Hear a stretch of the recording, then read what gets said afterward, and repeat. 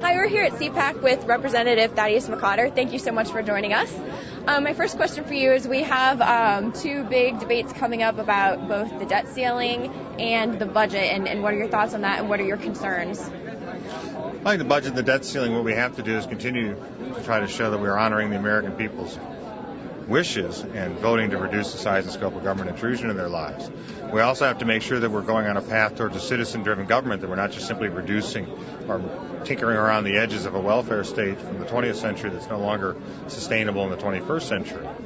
I would think that any talk about the debt ceiling, we have to have real reforms, not simply in the budget process, not simply numbers that come out of what cuts are, but how we fundamentally reorient the government to begin, again, helping to stop fostering dependence, stop the overarching goal of the increase of government control over your life. What we have to do is fundamentally reorient it. Because the last thing any member is going to want to do on the debt ceiling is come back home and they say, okay, we raised it this time, when do you ever stop doing that? And they have no answer. Will you vote for a raise in the debt ceiling if there's negotiations on both sides? It depends what the negotiations lead to. I need to be able to come home and say we fundamentally reoriented the policies of the government in this area as we need to do. And this is the date that we never have to do it again. This is the last time. And if you can't tell me it's the last time, that means it'll be a next time.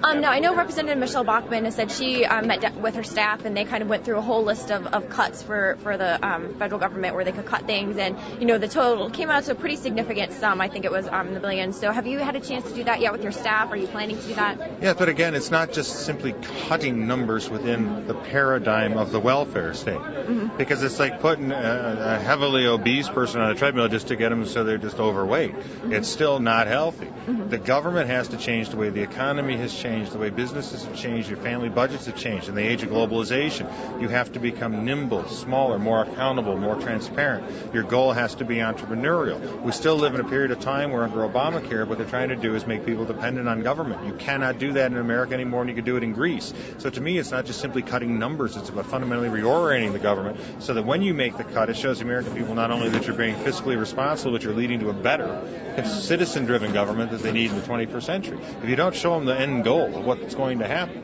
and they don't feel comfortable with it, then the support for the continued budget cutting within the existing paradigm of government isn't going to be sustainable either, and then you're trapped.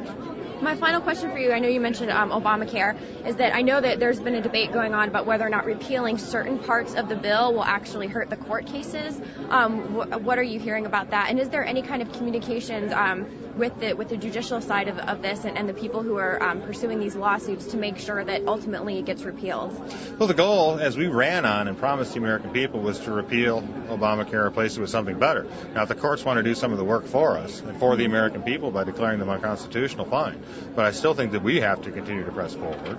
And I would think that you would want as many people as possible trying to do the right thing to repeal it. So you would be up for repealing certain parts of it, even if it maybe slowed down the court cases or created difficulties with that? I'm not laughing at you. No, that's fine. I'm laughing with you. The point is, I think it's an absurd argument to say that you really don't want to repeal Obamacare so somebody can take longer to do it. Mm-hmm. Mm-hmm. Yep. I think that's what everyone wants to hear, is they want to know how fast can it happen. So why would I not repeal something and get rid of it and beat the courts to the punch? Mm-hmm. Would I let it drag on? Mm-hmm. No.